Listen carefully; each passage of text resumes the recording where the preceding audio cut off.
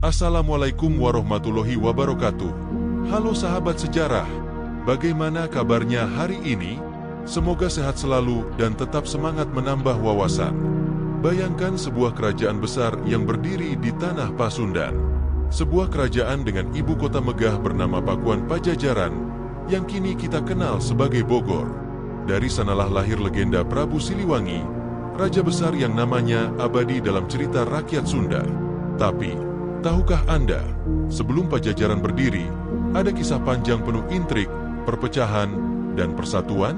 Mari kita telusuri jejak sejarah yang membawa lahirnya Kerajaan Pajajaran.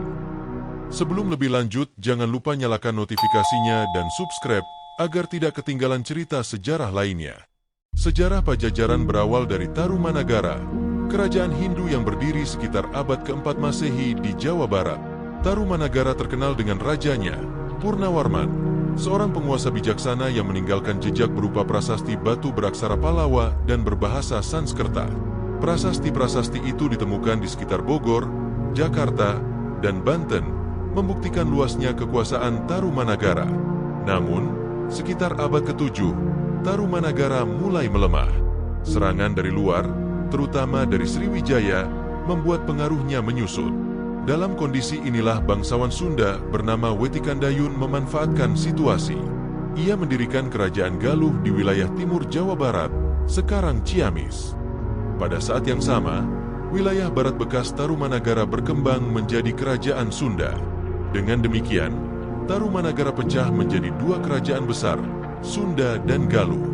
Kerajaan Sunda berpusat di daerah sekitar Bogor dan Banten, sementara kerajaan Galuh berpusat di Ciamis. Meskipun sama-sama keturunan Tarumanagara, hubungan keduanya tidak selalu harmonis. Kadang mereka bekerja sama, tapi sering juga terlibat perselisihan politik dan perebutan wilayah. Sumber naskah kuno seperti Carita Parahyangan, Babat Pajajaran, dan catatan luar negeri dari Tiongkok menyebutkan adanya ketegangan antara Sunda dan Galuh. Bahkan, ada masa ketika Galuh bersekutu dengan Sriwijaya atau Mataram kuno untuk menyaingi kekuasaan Sunda. Namun, rakyat di kedua kerajaan ini memiliki budaya dan bahasa yang sama, budaya Sunda. Mereka menganut Hindu dan Buddha, tapi juga mempertahankan tradisi asli Sunda seperti pemujaan leluhur dan kepercayaan terhadap roh alam. Seiring waktu, konflik terus-menerus justru melemahkan keduanya. Akhirnya, sekitar abad ke-10, keturunan Raja Sunda dan Galuh sepakat untuk menyatukan kekuasaan. Dari sinilah lahir sebuah kerajaan gabungan bernama Sunda Galuh. Pusat pemerintahan pun beberapa kali berpindah. Salah satu pusat awal yang penting adalah Kawali di Ciamis, yang terbukti dari penemuan prasasti Kawali. Prasasti ini menyebut Raja Niskala Wastu Kancana, sosok bijak yang membawa stabilitas setelah masa konflik. Dialah yang meletakkan dasar kokoh bagi berdirinya Pajajaran di kemudian hari. Setelah beberapa generasi, pusat kerajaan dipindahkan ke Pakuan Pajajaran, kini Bogor. Lokasi ini dipilih karena strategis, berada di dataran tinggi yang subur, dilindungi oleh gunung-gunung, dan dilalui Sungai Ciliwung. Kondisi geografis ini menjadikan Pakuan sebagai kota yang aman sekaligus ramai perdagangan. Nama Pajajaran sendiri diyakini berasal dari tata kota Pakuan yang rapi dan berjajar, mencerminkan keteraturan kerajaan. Sejak saat itu, nama Pajajaran digunakan untuk menyebut keseluruhan kerajaan Sunda Galuh. Sistem politik Pajajaran berbentuk monarki, dengan raja sebagai pemimpin tertinggi. Raja dianggap memiliki kekuasaan sakral dan berhubungan langsung dengan para dewa. Namun, ia tidak memerintah sendirian. Raja dibantu oleh pejabat-pejabat tinggi kerajaan, penasihat, serta panglima militer. Wilayah kerajaan dibagi menjadi daerah-daerah yang dipimpin oleh bupati atau adipati. Struktur ini memungkinkan Pajajaran mengontrol wilayah yang luas, dari Banten di barat, Bogor di tengah, hingga Galuh di timur. Masyarakat Pajajaran menganut perpaduan Hindu, Buddha, dan kepercayaan Sunda wiwitan, agama asli Sunda. Para bangsawan biasanya memeluk Hindu Buddha, sementara rakyat jelata masih kuat dengan kepercayaan lokal, pemujaan roh leluhur, penghormatan terhadap gunung, hutan, dan sungai. Tradisi spiritual ini masih bisa kita lihat hingga kini dalam bentuk upacara adat Sunda, seperti Serentahun, yang merupakan warisan dari masa kerajaan. Budaya Sunda berkembang pesat di masa Pajajaran. Seni tari, wayang golek, sastra lisan, dan seni ukir menjadi bagian dari kehidupan masyarakat.